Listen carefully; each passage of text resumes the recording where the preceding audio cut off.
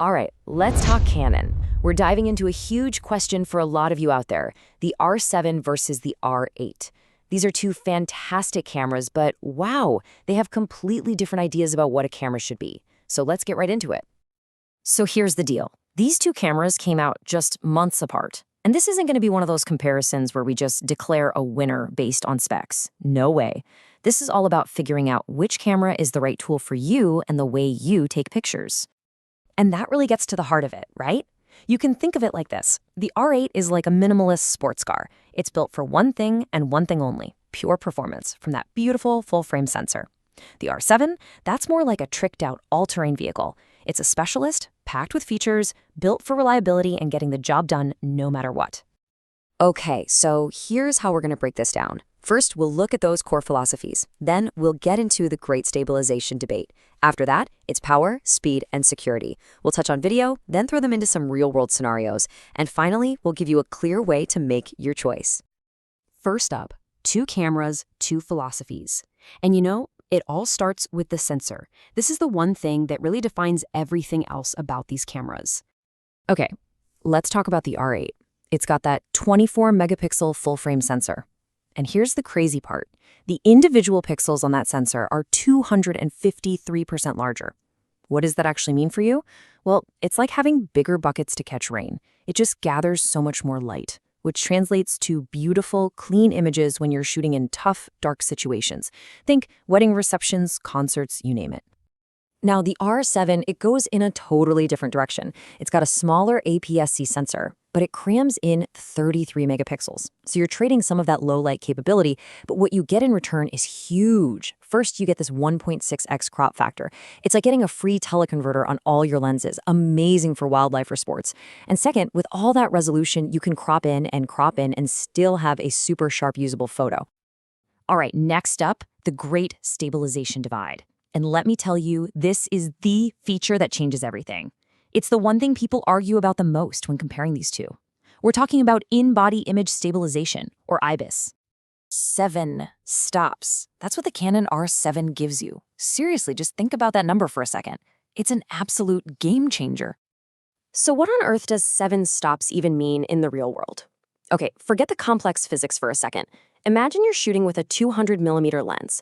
The old rule says you need your shutter speed to be at least 1/200th of a second to avoid blur.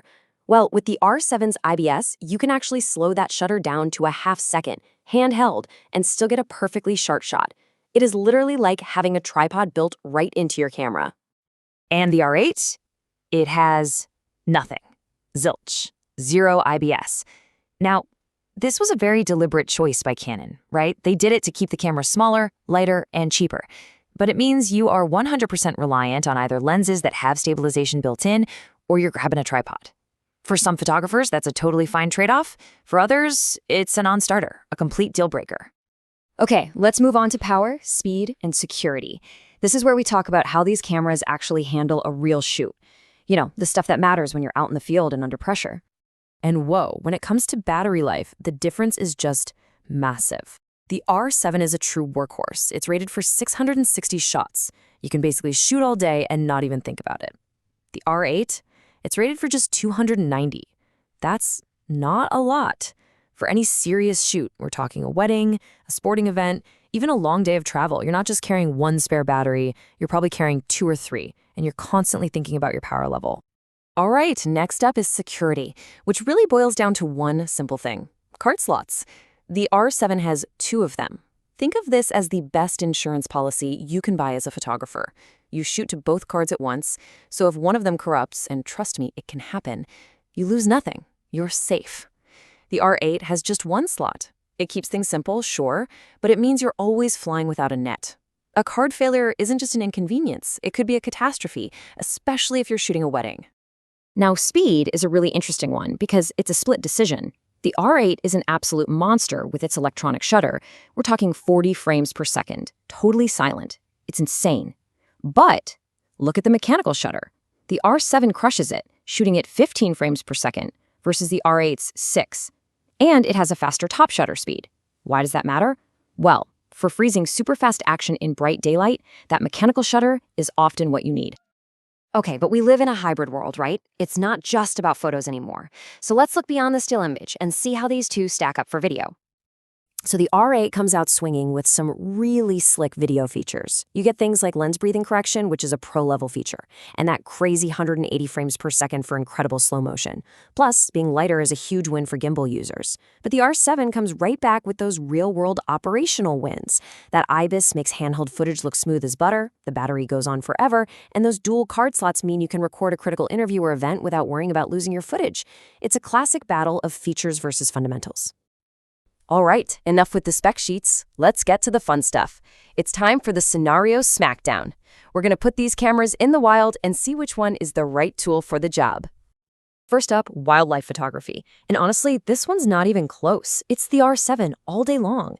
That 1.6x crop factor is like a superpower for getting closer to your subject. The IBS is a lifesaver with those big, heavy lenses. And the battery life means you're not hiking back to the car halfway through the day. The R7 feels like it was practically designed for wildlife shooters. Okay, next up, wedding photography. This is a tough one. The R8's ability to see in the dark is a huge advantage in dimly lit venues. The image quality is just stellar, so we have to give the win to the R8. But, and this is a huge but, you're taking a massive risk. Shooting a once-in-a-lifetime event with a single card slot and a battery that dies that quickly, it's playing with fire. You have to be incredibly careful. How about travel photography? You know, when you're on the move, every gram counts. And here, the R8 is the clear winner. It's over 150 grams lighter, and that might not sound like much, but at the end of a long day of walking around a new city, believe me, you feel it. You get that amazing full-frame quality for your landscapes and portraits in a smaller package. The only catch? You'd better make sure your hotel room has an outlet, because you're gonna need it. So we've been through it all. Which camera wins? Well, you've probably guessed by now, there is no single winner. The best camera isn't the R7 or the R8, it's the one that's the right fit for you. So, let's put it all together in a final framework. Look, it really is this simple. You should choose the Canon R8 if full-frame image quality is everything to you, if you live in low light, and if a light, portable camera is your #1 priority.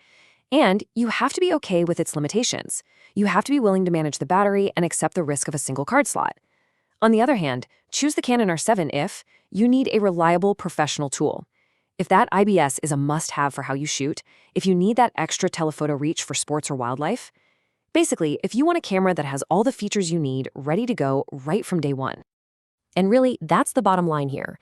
The wrong choice isn't picking one camera over the other.